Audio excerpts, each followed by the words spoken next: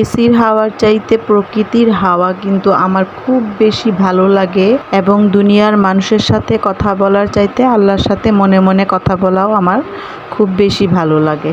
তো আমার মতো এমন কয়জন পাগল আছেন যে মনে মনে আল্লাহর সাথে কথা বলেন।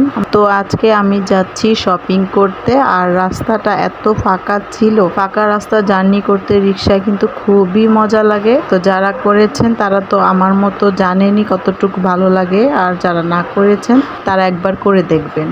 আর এই তো ওপরে ছিল এটা মেট্রো লাইনের ব্রিজটা, আমরা ঠিক ব্রিজের নিচ দিয়ে যাচ্ছিলাম।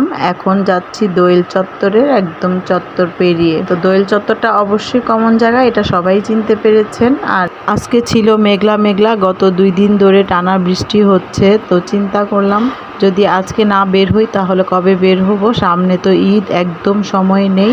আর বাচ্চাদের তো কিছু কেনাকাটা রয়েছে, তাই আজকে বেরিয়ে পড়লাম সাহস করে। হাজার বৃষ্টি হলেও কেনাকাটা তো করতেই হয়। তো যখন বাসা থেকে বের হয়েছিলাম তখন বৃষ্টি মাথায় নিয়েই বের হয়েছিলাম। এখন দেখি আকাশটা পরিষ্কার আর এক ফোঁটাও বৃষ্টি পড়ছিল না, আর রাস্তায় কোনো জ্যামজট ছিল না।